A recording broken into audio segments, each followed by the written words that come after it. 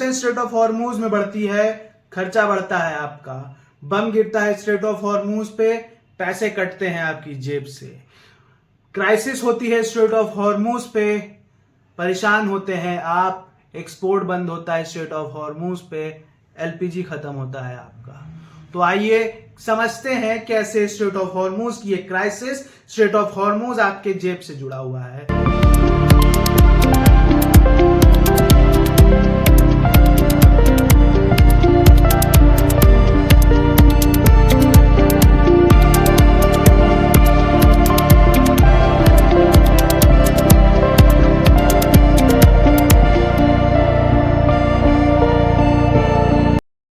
सोचो कल सुबह तुम उठे हो और पेट्रोल के दाम 300 रुपए लीटर।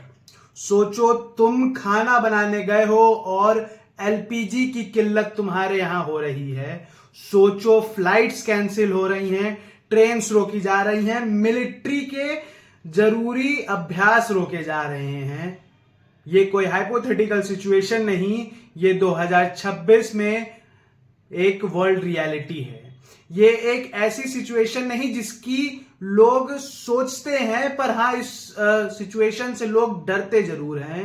और एक 33 किलोमीटर का पानी का रास्ता जिसने दुनिया में भूचाल और सुनामी ले आई है।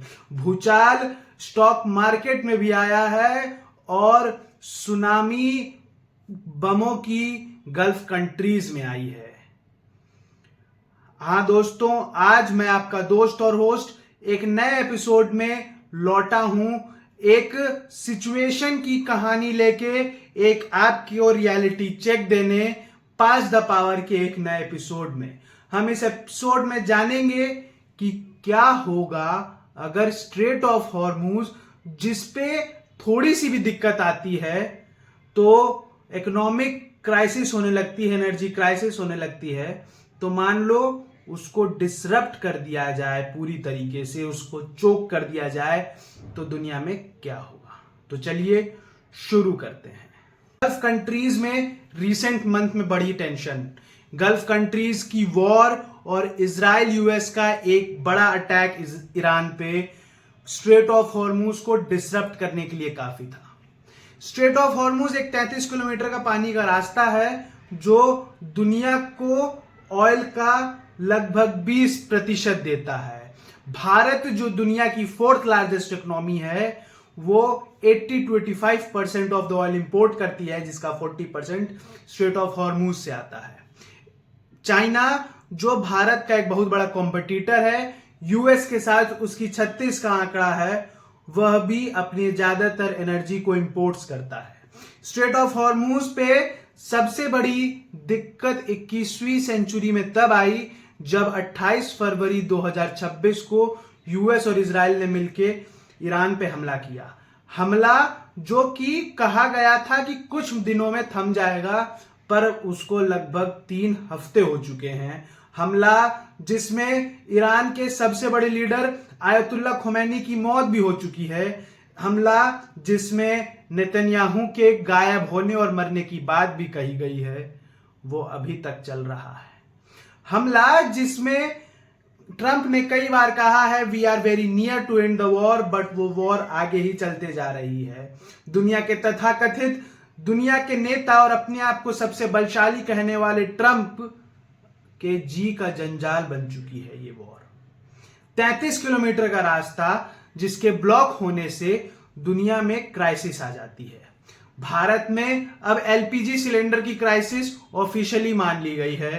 पाकिस्तान ने अपने मिलिट्री बेसिस के प्रैक्टिसेस को अपने युद्ध के बीच में अफगानिस्तान से जो चल रहा है कैंसिल करना पड़ा है। स्टॉक मार्केट में हाहाकार मचा हुआ है। $6 बिलियन पहले युद्ध के 6 दिन में लग चुका है इजराइल का। इजराइल के फाइनेंस मिनिस्टर्स का यह भी आकलन भी है कि आने वाले 1 महीने तक ये नुकसान उनको और ज्यादा झेलना पड़ेगा। स्ट्रेट ऑफ हॉर्मूज के ब्लॉक होने से सिर्फ स्टॉक मार्केट और ऑयल प्राइसेस नहीं बढ़ते हैं, बढ़ती है महंगाई, बढ़ती है बेरोजगारी, बढ़ता है इंश्योरेंस और बढ़ती है इनसिक्योरिटी। क्यों? आइए इसको समझते हैं। जैसे ही कोई भी सामान पोर्ट से निकल के कहीं जाता है तो उस पर एक इंश्योरेंस कॉस्ट होता है, पर उस इंश्योरेंस कॉस्ट को शूट अप कर देता है तुरंत ही एक अनसिक्योरिटी, एक इनसिक्योरिटी जो स्ट्रेट ऑफ हॉर्मुज में बनी हुई है। स्ट्रेट ऑफ हॉर्मुज एक 33 किलोमीटर का पानी का रास्ता है जिसको मैं बता चुका हूं, पर उसको पूरा ब्लॉक करना इम्पॉसिबल है। ये बहुत ही रेयर कंडीशन है, पर एक नरेटिव तो फैलाया जा सकता है ना कि वो अब उतना सेफ नहीं रहा ट्रेडिंग करने के लिए, तो वहां पे अब शिप्स जाएंगी ही नहीं, सामान ट्रेड होगा ही नहीं, दुनिया में एनर्जी एक्सपोर्ट नहीं होगी, कंट्रीज इंपोर्ट नहीं करेंगी तो कंट्रीज में इन्फ्लेशन बढ़ेगा, फ्लाइट्स कैंसिल होंगी, पेट्रोल्स के दाम बढ़ेंगे, पेट्रोल और डीजल के दाम बढ़ेंगे, तो अपने आप रोजमर्रा की चीजों पे भारी समय में और तेजी से दाम बढ़ेंगे, आपकी जेब पे असर पड़ेगा। सऊदी जैसी कंट्रीज एक अल्टरनेटिव तो खोजती हैं पाइपलाइंस का, पर वो स्ट्रेट ऑफ हॉर्मुज की पूरी बात को और पूरी साख को रिप्लेस नहीं कर सकते।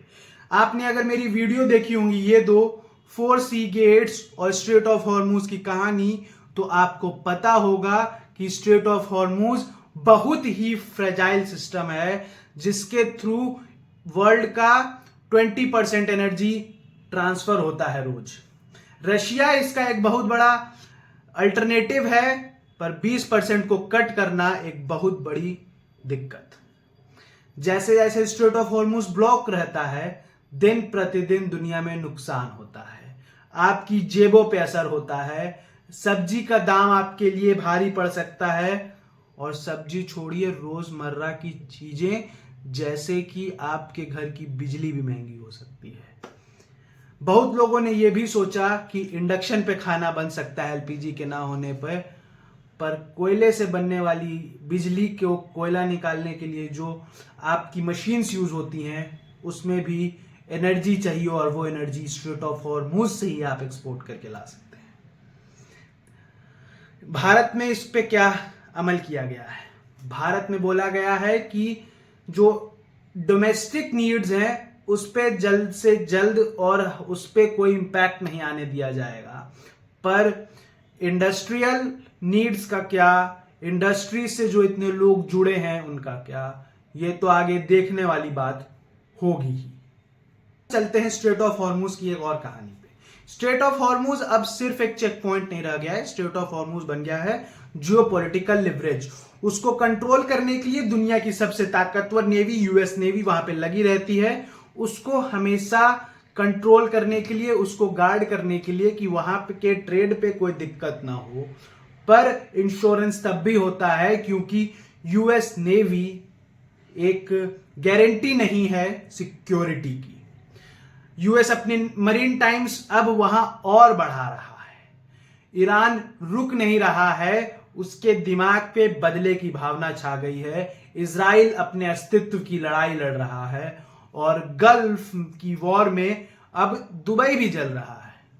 दुबई वो देश जो कि पिछले 20 सालों में काफी उन्नति किया, उसको भी इस लड़ाई का 1% कुछ क्षतिग्रस्त होना पड़ रहा है। गल्फ में हालात कब सुधरेंगे ये नहीं पता, पर सबको ये तो पता है कि दुनिया अब एनर्जी क्राइसिस की तरफ घंटे प्रति घंटे बढ़ रही है। मेरे एनालिसिस के मुताबिक 28 मार्च तक जो कहा गया है कि यूएस नेवी इकोनॉमी को वापस से सही कर देगी, ऐसा होते दिख नहीं रहा है, क्योंकि 21 दिनों में तो ट्रंप कभी बयान देते हैं कि वो युद्ध में नहीं है, कभी बयान देते हैं we are very close, and कभी बयान देते हैं इट्स जस्ट स्टार्टिंग।